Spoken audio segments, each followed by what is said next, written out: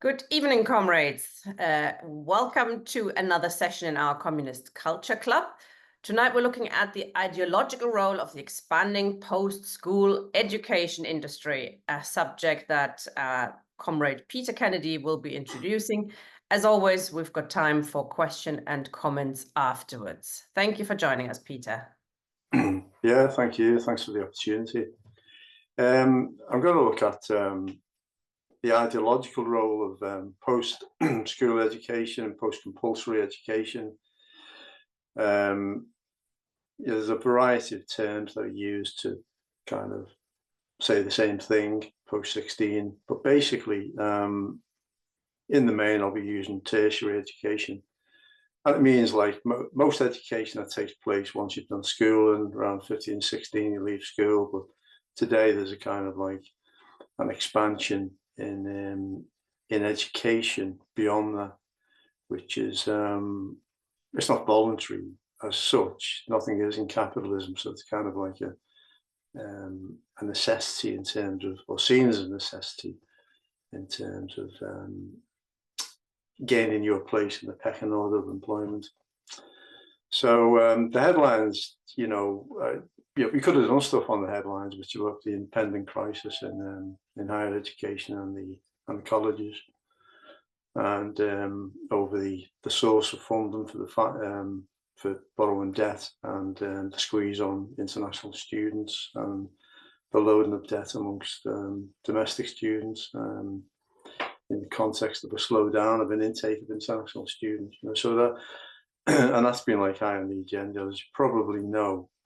But what I want to do is just look at beyond the headlines and look at, the reason for the crisis, basically, which is like this expanding realm of tertiary education, and try and, along with yourselves tonight, come to some understanding of why that could be happening.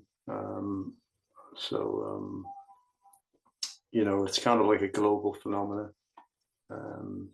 So the classical Marxist view, before we get on to that, is, as you probably know, Bowles and Gintis was probably like provided a good definition as any other, serving the interest of fostering like the capitalist work ethic, and disguising the class privileges that come with a class divided society in terms of the elite getting the best education, and making it seem like education is meritocratic.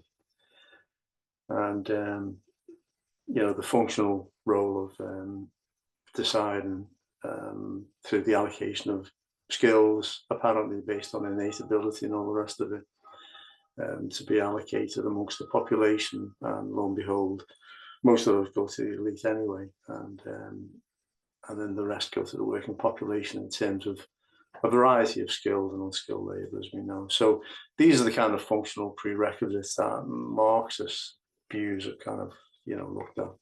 Functional in the sense that it assumes a need for functional fit between the needs of between education and the needs of the labour market for labour power. But yeah, I suppose what interests me is that in a decline in capitalism, things are not so functional. So it can no longer be assumed that education meets the needs so neatly of an economy and the workforce and the occupational structure, kind of supply and demand of labour. But there's more like dysfunctional aspects, and in that, it opens the space for the increasing ideological importance of the role of education for reproducing consensus, reproducing labour, but also reproducing a means of absorbing a growing surplus labour, which I think is important in the context of what I would say is the decline in capitalism. And we'll go a bit more into that in a moment. So what I'm going to argue, basically, I'll come to the conclusion after the argument leading to that conclusion, is that the global expansion of tertiary education functions to increase competition with a limited amount of better secure jobs in a world of increasing precarity and informal labour, which is becoming a kind of norm. We'll look into that. And secondly, to instill the ideology of human capital, employability, and a work ethic within the present and future workforce, normalising capitalist values and mores at a time when the system's in decline. The ideology of human capital, which we'll go on to in a moment, prioritises the idea that, well, you know, there's a supply of shortage of the appropriate skills, and so education, the expansion of tertiary education, provides an opportunity for individuals to enhance their human capital, and that means developing, you know, tooling themselves up in terms of the necessary skills to attain the jobs that they would like or aspire to. Employability is the promise to be more employable, nothing more than that really. But the two kind of get blurred into each other. So employability is like getting closer to the labour market, taking up the job. It's probably like attached to the reserve army of labour more. So, but the two go together, along with lifelong learning as well, and the emphasis on vocationalism. So the idea is that, the third part of it is what I want to get onto is, which interests me most really. It's kind of like speculative, but to absorb at least some of the global surplus labour, by temporarily at least taking out a significant portion of the global pool and reclassifying them as students. And so that's the third element, which is kind of missing from the classical Marx as well. So I'm aware that students also engage, some do increasingly, in paid employment, but that's, you know, in precarious labour, mostly informal labour. And so it ties into the growth of informal, precarious labour too, in a funny old way, while still soaking up the surplus of labour, which is both actual and potential with society. So in the broader context of the 3 points, it feeds into Marx's dialectic between necessary labour time and freely disposable labour time, i.e. the antagonism that presents under capitalism, whereby freely disposable labour time cannot be allowed, cannot be even thought of, cannot be tolerated, and so has to be colonised. And so I suppose that's where I would think that the expansion of further education comes from. So we look at briefly, you know, we haven't got lots of time, so the stats are a bit iffy in these things, but you get a sense that this is a global issue, expanding education after school, and a kind of emphasis on like a continualisation of education through the life course. So in one reading anyway from UNESCO, and there's more that you can look at through the ILO, then there's this idea that it's expanded over time, exponentially, larger expansions, larger chunks of expansion, depending on which regions of the world you come from. That fits in with kind of combined and uneven development of capitalism and the work, the labour force, the labour market within each nation, and so on. So we get this idea of the expansion itself, and I can give you more data on that, but just to flag that up. The overriding rationality from the capitalist point of view is that it's all about this expansion, and we see it mostly in our own country as well, you know, where we can see that, you know, lots more 16 to 24-year-olds and even like 16 to 30-year-olds, part-time, full-time education and so on. And there's even a continuum from 14 years while you're in school, where you begin to get trained up, you know, the overall education of like being a good individual becomes flattened out towards like training courses in the latter years of high school, and then that continues into college to make yourself more employable. So, and the idea is this ideology of enhancing capital, human capital, but really, like if you look at it, it's kind of underpins you know, a Darwinian struggle, if you like. That's what we call it here, for the shrinking secure jobs within the world of work. Gary Becker, you know, I thought point this out because I got a bit of a laugh out of it, really. But Becker, who's well known for like inventing the kind of term and applying it within neoclassical economics of human capital, that is.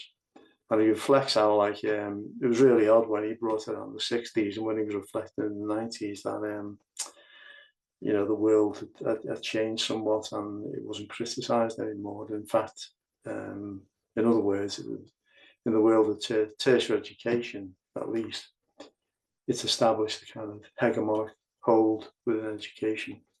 And as a lecturer for many years, then I know this is a struggle, and I know that the ideas of employability and treating people as human capital, and people themselves, students, seeing their education and why they've enrolled and gone into debt as a way of enhancing their job opportunities and instilling the work ethic so that you can sell it on your CV to employers, that's got more and more pronounced. But I also know, being in the industry, that it never squeezed out the kind of views of education as a kind of developing an all-round critical perspective on society, and also being creative in whatever kind of areas of study that you were interested in, right across the social and the STEM sciences and so on. But it was a struggle, and the point that I think has been made is that it's human capital, that idea that people should make themselves better commodities to take up the share of employment and get the best opportunities to secure those jobs, has become established, become hegemonic.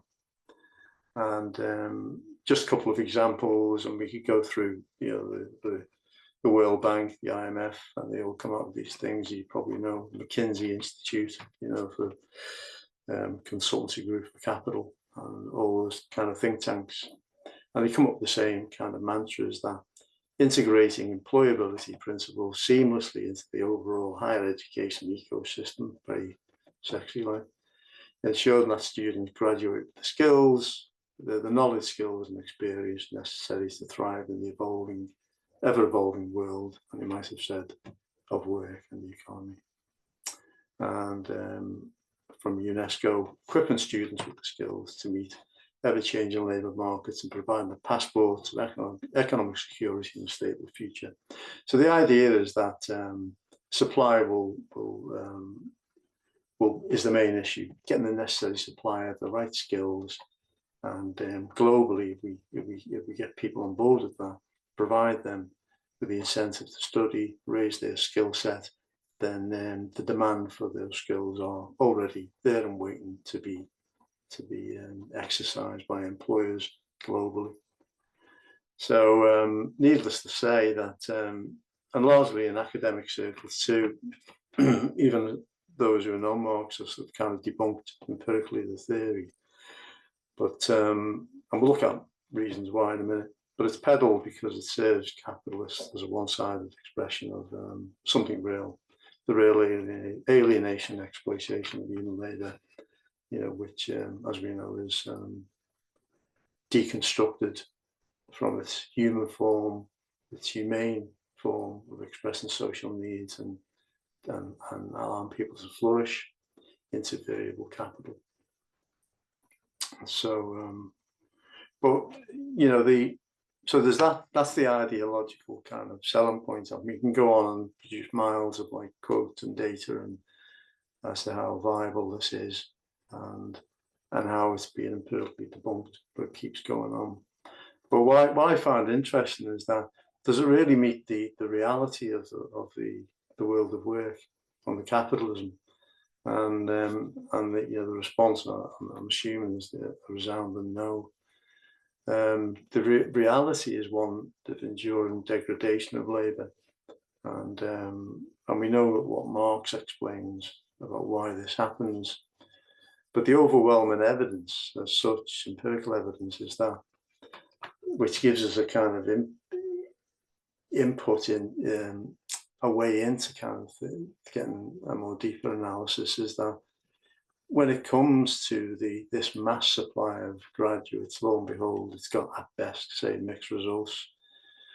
And so there's graduates who secure better jobs, but those jobs are always under the imperative of de-skilling and fragmentation and management control, especially in the digital age of algorithms, where the pace and intensity of work of even the most skills jobs and professional jobs and the way they're conducted are controlled. But even given that, there's a lot more graduates that actually absorb non-graduate jobs. So, and there's a lot of like research that's gone into that, and there's a counter research which wants to emphasize that, you know, that maybe not as much the case as what maybe more radical research is presenting. But where it kind of gains currency and ground is when we dig a bit deeper about labour and this demand, you know, and the supply. In the real world of capitalism, the demand for labour is in fact a derived demand, as we well know, and it's from the capitalist thirst for profits and the necessity for capital to absorb living labour into capital, so to increase the extraction of surplus value, both absolutely and in relative terms.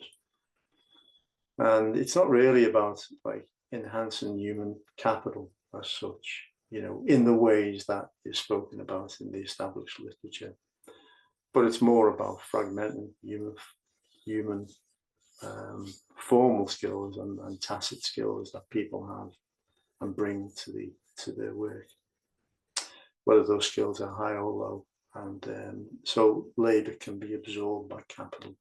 And Marx talks a lot about this, about the absorption of labour by capital. It has to be absorbed into capital. And what he was inferring is that there's a kind of intensification of capital within industries.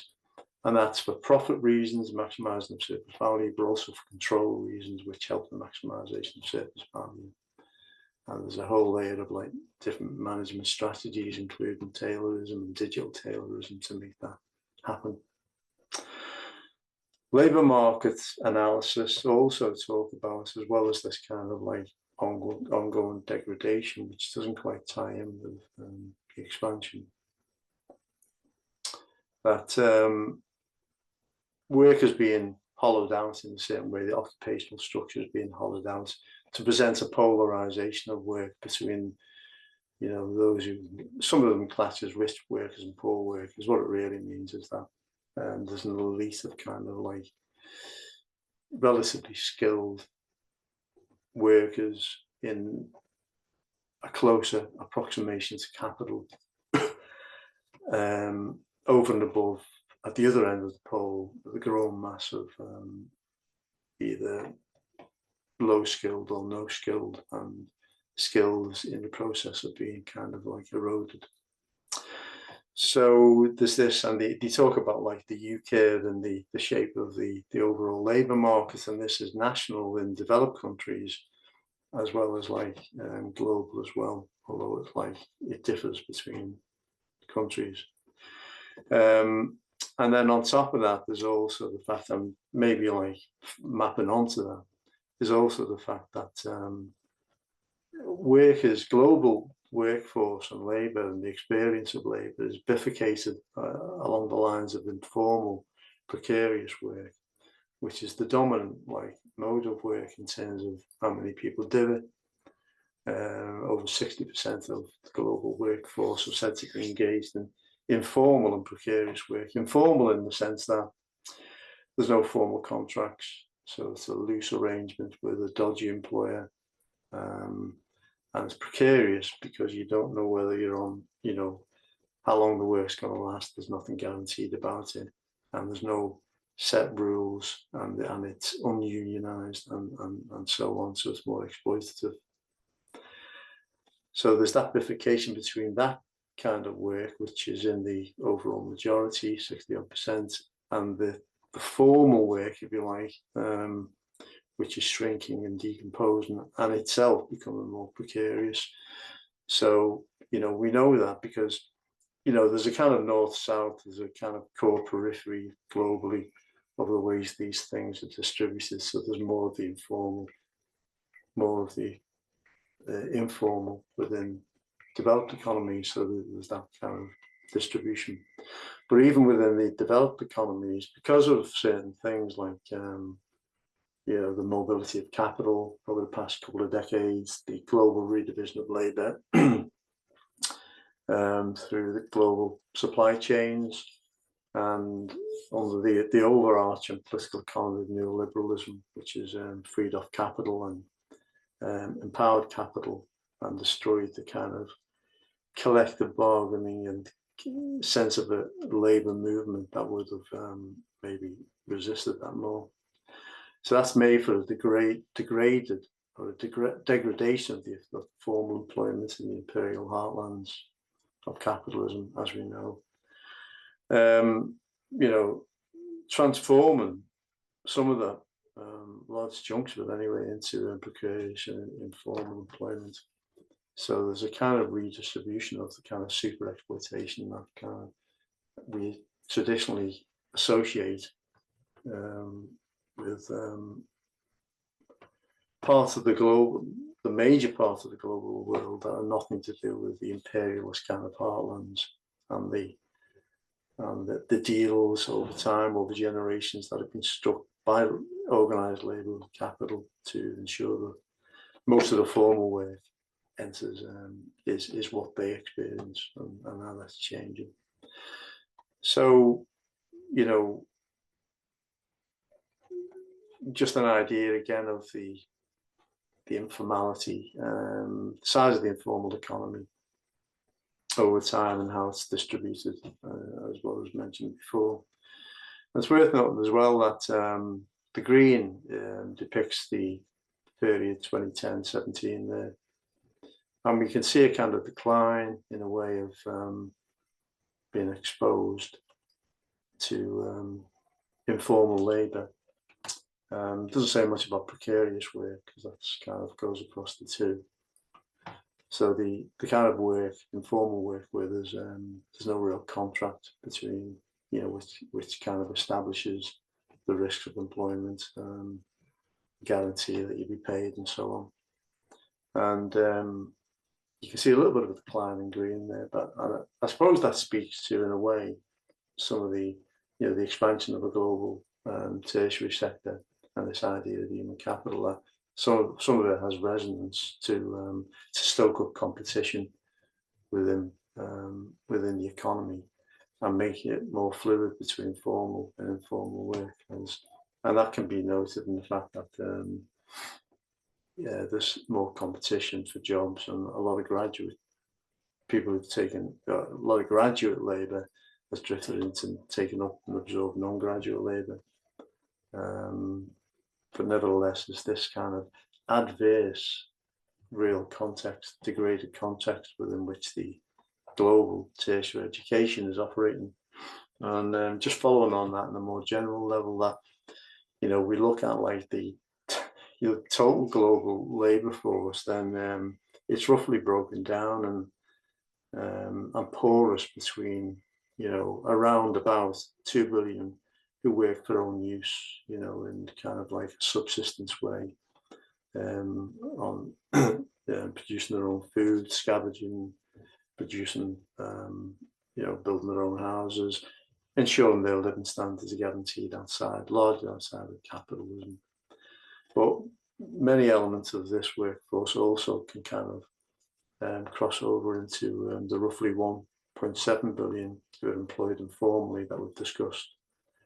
And then many of that 1.7 can cross over into the roughly 1.5 billion, which is reckoned to be the informal sector, which is, as I mentioned, is increasingly precarious. I'll give you, the example of I can give as an education is in higher education is that around 40% of work there is casualised. You don't get a permanent contract. 60% is more formally regulated. And you depend your pay on the hours that you work, and they're dictated to by rules and regulations and kind of models of how much you are supposed to do within the unit hour of work and so on.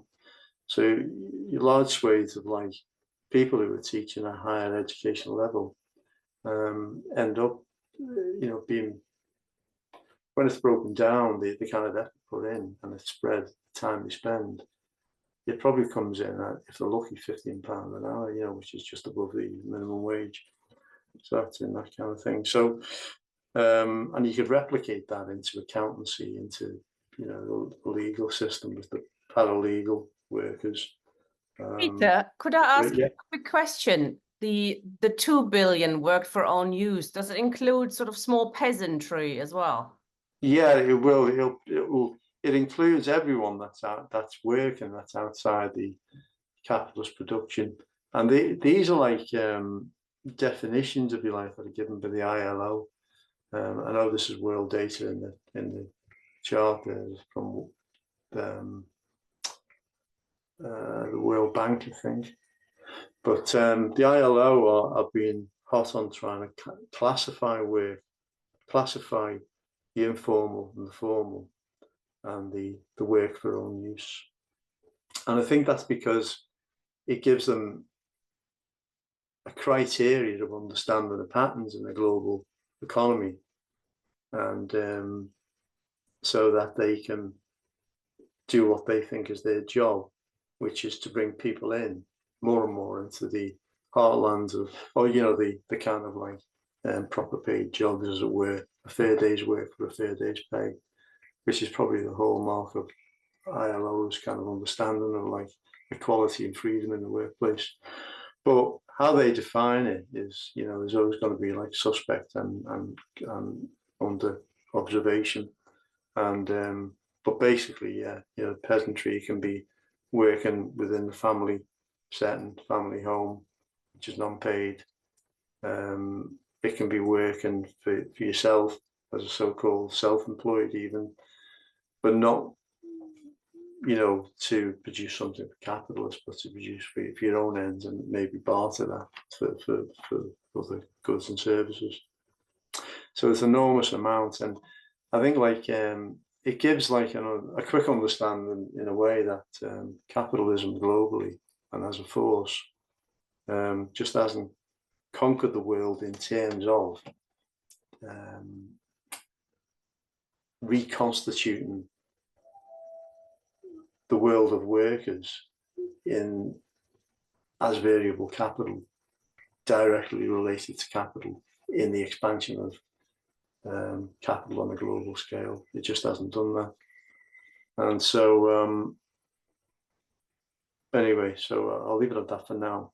But what you can see is that there's a population, a working population. If you define this by the, between 50 and 64, you're in that target group of age group that, is working. I know this differs between different countries, but these are kind of averages, averaging out, and it gives you a rough estimate of trends.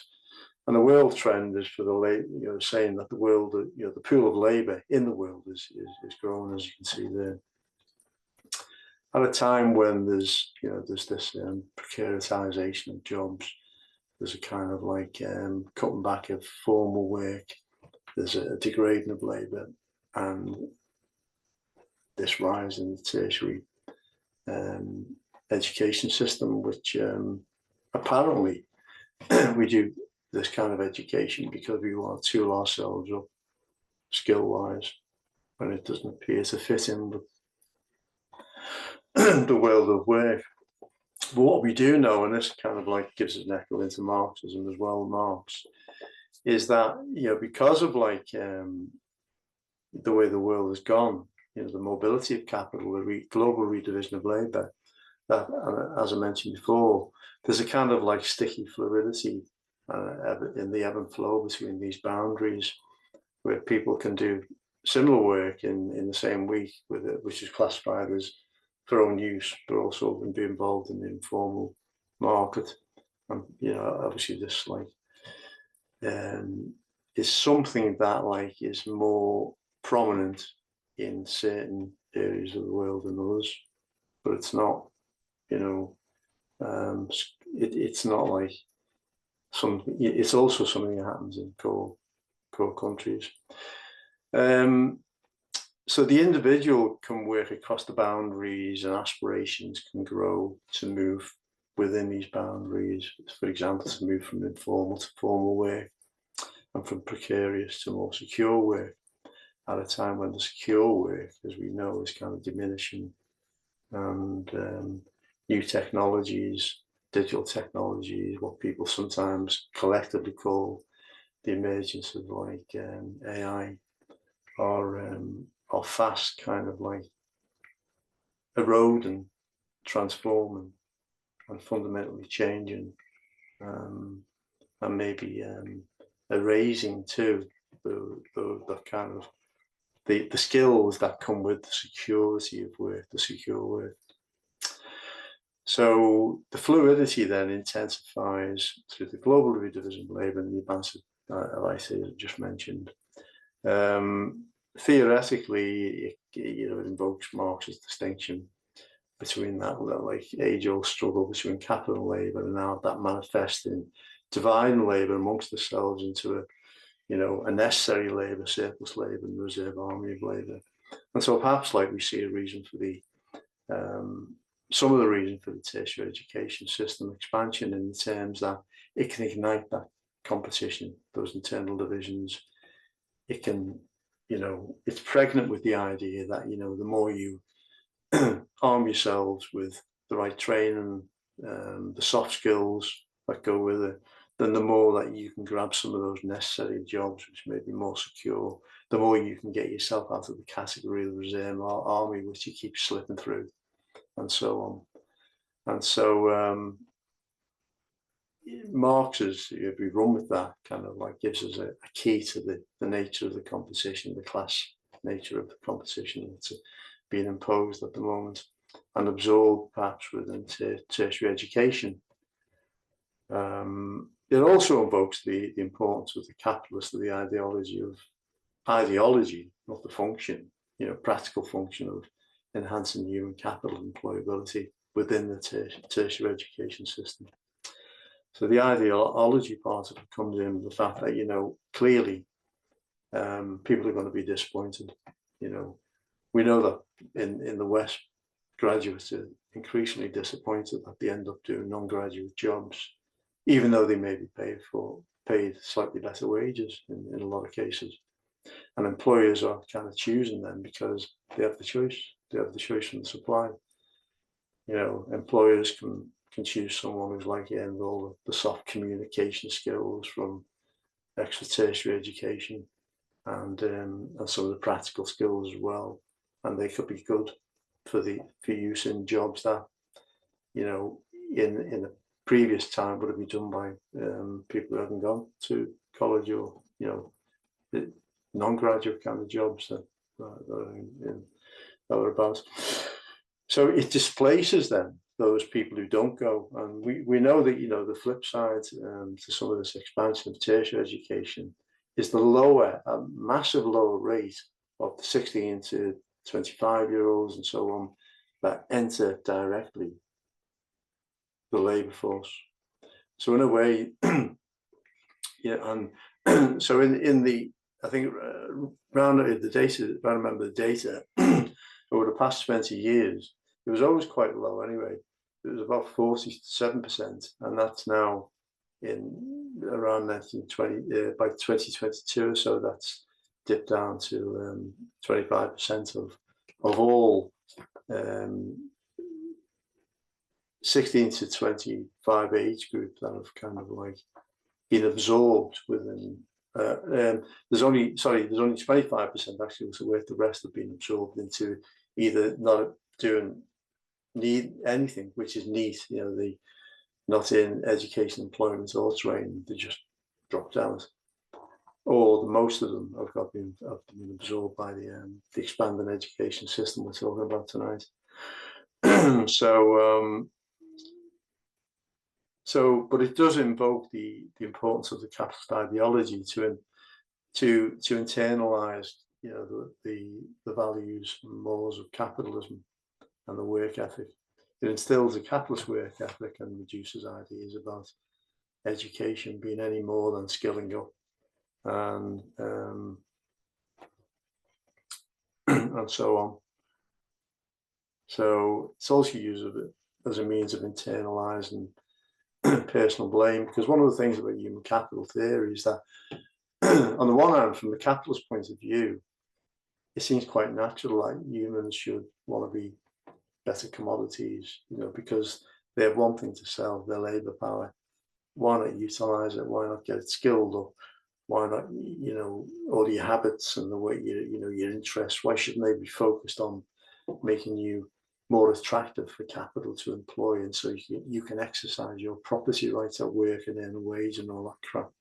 So it comes into that, and then it leads to an individual blame, because if you fall through the system, then you know, invariably, then you may just blame yourself, because it's highly individualized, look at the individual, human capital theory.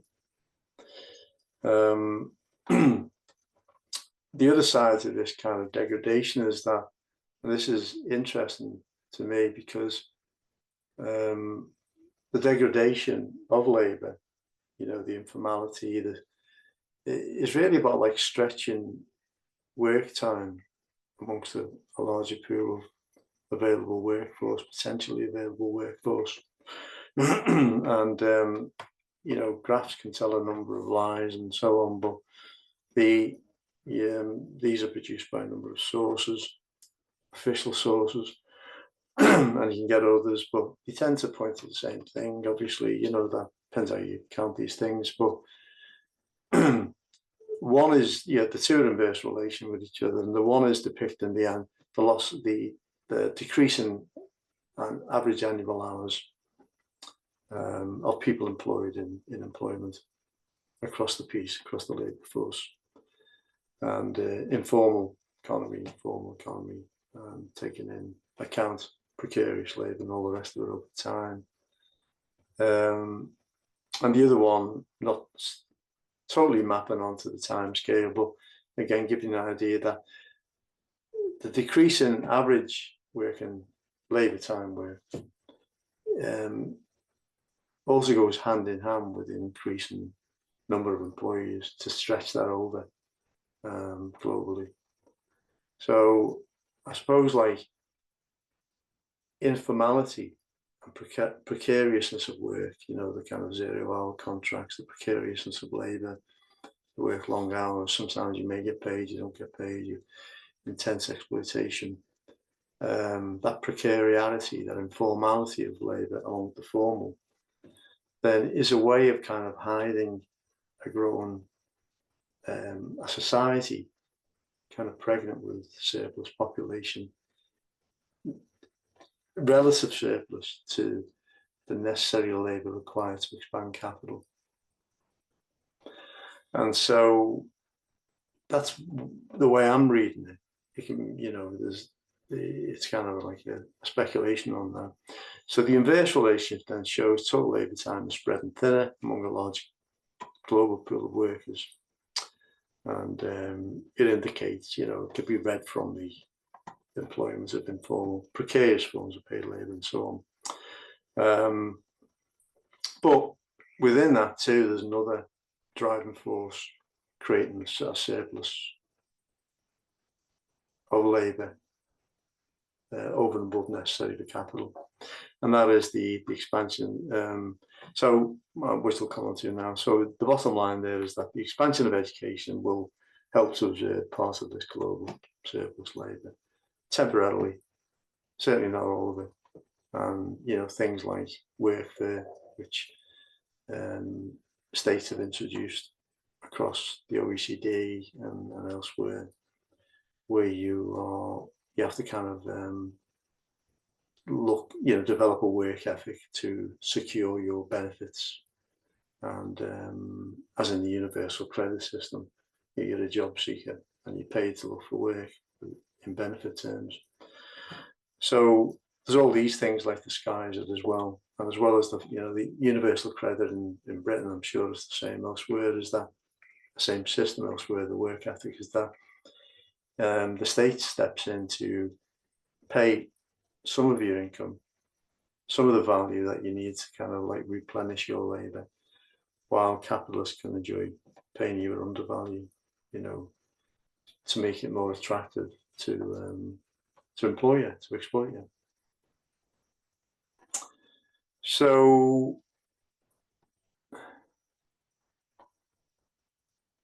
yeah, so now the other dimension to the absolute, which I'll look at very quickly, and we know that on the one hand, Marx argued and gave good reasons for the of how and why the development of capitalism and expanded accumulation necessitates that surplus labour then takes on a number of functions for capitalism as a reserve army, in facilitating the growth and contraction of the economy. Reserves can be expanded and contracted. It also, the reserve acts as a disciplinary mechanism for the working class, wages and the conditions of employment. And lastly, the surplus can be used over and above that to quickly redistribute to new occupations, new industries, and set in motion the new kind of like ways of skilling and de-skilling and reskilling the workforce. Now, and Marx in Capital, as we know, pursued that in more detail, that rationale, that logic, that dialectic. But he also, too, argued that there's a kind of like running through that. There's a tendency which is actualizing itself and then becoming displaced because of class struggle, the power of collective strength of labour to push these things back, and capital and so on. But the overriding long-term journey is towards the relative displacement of labour for capital. One industry after another submits to capital intensive growth. And I suppose to stem that, we can say that all the things we pointed out before about the informality, the precarious work, is to entice capital, to dampen down that development of capital intensive growth, because it cuts into profits, as Marx suggested. Because the only source of living, the only source of value and surplus value is living labour. So you dispel that at your peril.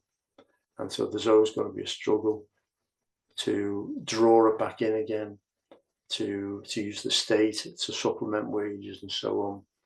But nevertheless, it's a kind of enduring trend, and in a way, and you can point to other consultancy groups and all the rest of it, and there is debate over whether there's counteracting tendencies. But in the world, we always and we had a discussion in a number of weeks ago about new IT and the kind of like fast pace of change. And McKinsey, the consultant group for capitalists, appear to agree with Marx and buy into this IT and the artificial intelligence and so on. So they point out that while about half of all work activities globally have the technical potential to be automated by adopting currently demonstrated technologies, based on that, and not future ones, the big glorious world of AI and all the rest of it. Our scenarios across 46 countries suggest that almost 0 to 1/3 of activity will be displaced by 2030. Precision's out the window here, isn't it? With a midpoint of around 50%. In other words, the playing, the speculating that in a way, they're speculating on a trend that they can't really deny, and they're speculating as to how big an impact automation will make, how big an impact IT, digital technologies and software will make on the workforce. What we can say is that as tertiary education has exploded, so too is the shift from manufacturing to the to the service sector. And within that, there's been a de-skilling, there's been a displacement of work by technology, you know, in the service sector across a whole spectrum of jobs.